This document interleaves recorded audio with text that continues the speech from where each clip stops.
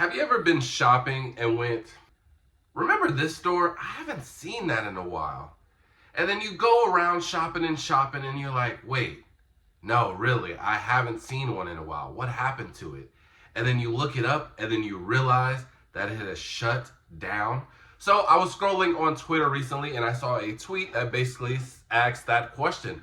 What happened to Foot Action? What happened to Jimmy Jazz? They said, I used to see these all the time and then they just vanish.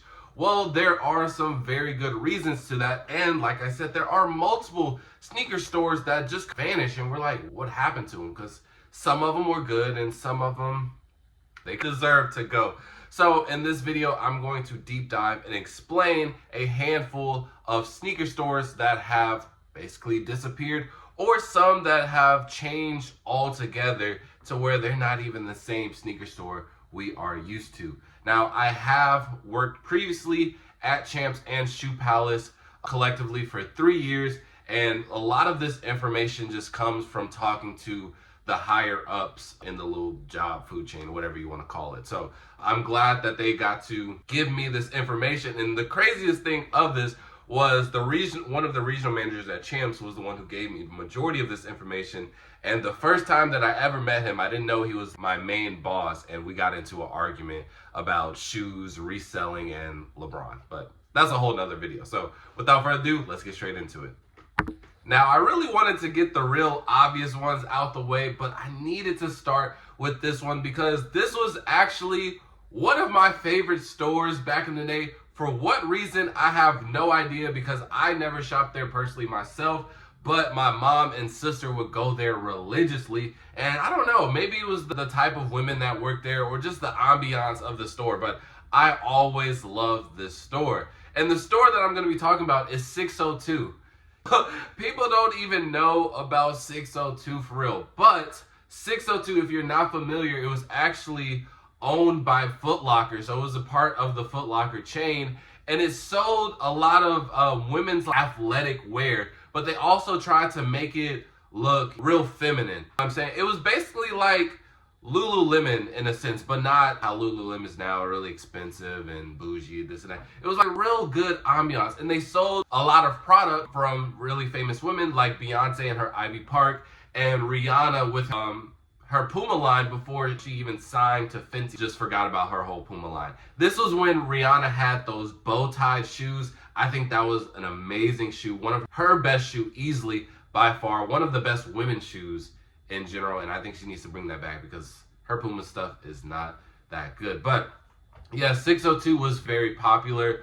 Obviously, my mom, well, not obviously to y'all, but my mom, she's a real athletic and fit person, and this store allowed her to get real feminine and athletic wear. The reason why this one didn't really work out was because they decided to just add a women's section specifically to Champs. So depending on, only certain Champs had this, and they would have basically a whole separate section dedicated to women's only. And I was actually, I guess, grateful that I worked at one of the few stores that did have the section, and it's honestly literally what you think. Some Champs, more popularly, they do it now with just half men's and then a half kids section. Well, ours was just all men's, all grade school, and then all specifically women. And they said, well, if we're gonna do this, well, they did this because they're like, well, we can just do this, put it combined with a specific store, and then we don't have to run a whole separate business.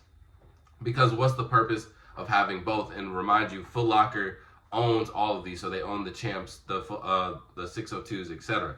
So they just said, let's just move this to this store and we can combine it, because it really doesn't make sense to have two storefronts that essentially one can do. So 602, it is really a bummer that had to go. That went out way early, super early. I was still in high school before they got rid of the 602s. Now, after that one, we can get the real, I think, obvious ones out of the way. We have Lady Foot Locker. Essentially, this is the same thing as 602. There wasn't really much of a difference between Lady Foot Locker and Kids Foot Locker. They literally had the same exact items. Now, before, back in the day, there used to be another type of sizing that was catered more to the women's, but it wasn't a women's exclusive. It was basically like grade school extended sizing, and some people called it lady sizing. And they just got rid of that because it got really complicated. And working at a retail store, trust me, a lot of women, especially, a lot of people in general don't know their size, but especially when it comes to a woman, because they have basically, for the most part, two different options. They can either go grade school or women's, depending on how small their foot is.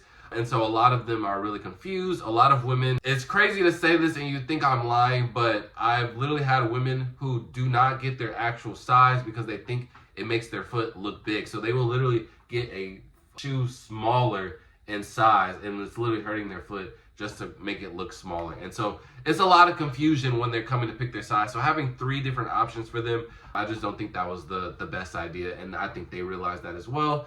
And they were like, well, there's literally, when I tell you, if you've ever been in the ladies' Foot Locker and you've been in the kids' Foot Locker, there is probably not a single item that is different between either one. Outside of the kids' Foot Locker will have more infant and toddler stuff, like shoe-wise, but other than that, it's literally the same thing. So they got rid of that, and we have kids' Foot Locker. The next one is Foot Action. This one is also a favorite of mine because, again, a lot of people don't know that Foot Action was owned by Foot Locker, and my regional manager, he told me that essentially when they were creating these different stores, that each one was supposed to be dedicated to a specific thing. So Foot Locker was for basketball because of House of Hoops, and then also dedicated more so to releases. So you have your Jordans, because obviously they used to be basketball shoes. So you have all your Jordans, all your releases. Those were dedicated to Foot Locker. Champs, they wanted to be more on the athletic and comfort side. So now if you notice, if you went to a Champs recently, you would see a lot more Brooks, Asics, things like that, more comfortable shoes. That's why they even had their own brand, the CSG branding, just because it was more so of an athletic type of wear. So they wanted to be more so sporty. And then Foot Action. This was the one where it's supposed to be more so the streetwear side of all 3. That's why you would see graphic tees in there, denim jeans, etc. And it had that different atmosphere and aesthetic to it. Foot Action was the streetwear version. Now, there really wasn't no specific reason for Foot Action. This was just when a lot of people weren't going to the mall as much. COVID really did hurt a lot of things. And then obviously the mall, the brick and mortars, a lot of people are shifting towards online shopping. And they were like, well, Foot Action is really the least known out of compared to Foot Locker and Champs. And Foot Action sales were the lowest out of the 2. So they were like, we're just going to have to cut it because we just don't have the money for it anymore. It's not bringing a profit in. We're losing money, and let's just get rid of them. So that one was really unfortunate, and it's also unfortunate that they never shifted over some of the products to the other retailers, Foot Locker and Champs, similar how they did with 602 into the women's version of Champs, because it would be pretty cool to see just a different variety of clothing. So maybe we can get some streetwear, some graphic tees, some pants, etc. Because they did occasionally have some stuff, and being able to mix it with your FLX rewards and cash, that came up a couple of times, at least for me. So rest in peace, Foot Action. Do we need to talk about Eastbay? I feel like we're all old enough and aware of Eastbay, right? It was past its time. We don't need to talk about that, right? Cool. The next one and the last one is Jimmy Jazz. Bro, I'm not gonna lie to you. I genuinely hate Jimmy Jazz. I hate Jimmy Jazz so much. I made this comparison one time and I was like, wait, this is actually 100% facts. Jimmy Jazz is the Popeyes of restaurants, right? They are terrible compared to like a Chick-fil-A, their service versus the Popeye service.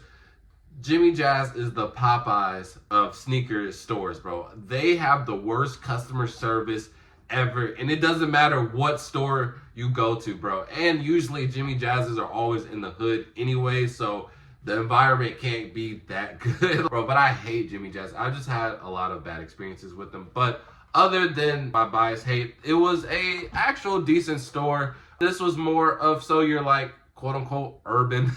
I'm gonna leave it at that. This was your urban store. So you did have a lot of just the urban clothing, the clothing that the hood wore. You feel what I'm saying? That's what they were known for. They got a decent amount of releases outside of the customer service. It was actually cool. And I'm from Chicago, so we had majority of Jimmy Jazz's compared to Texas. Isn't that many. So in Chicago, it's more like a natural feeling, but in Texas, it's just the hood, bro. But Snipes actually bought them out. So Snipes was expanding their empire, and with stores, because there's a couple of stores that have been bought out. Shoe Palace actually bought out JD, but they let them keep their separate stores. But certain stores they can see into the future essentially, and they're like, I don't think this business is going to be good for that long. Let's just go ahead and take the money and get out while we're ahead. And so Snipes, when they were able to buy them out, because they were performing well, and they were like, well, let's just go ahead and expand. And they took over all of the Jimmy Jazz's locations, and now they basically combined them. So if you had a Jimmy Jazz in your mall, it is now a Snipes, or they just tore the Jimmy Jazz down. So all Jimmy Jazz's got bought into Snipes. But there are situations, for example, Shoe Palace actually did buy out JD, but obviously we still have JD's. The only difference between that is just like management and how they run certain things. But it's really not that big of a difference, not at least to the normal public. Maybe on the inside, the higher ups, maybe they're doing something different. But from our perspective, it's really not that different.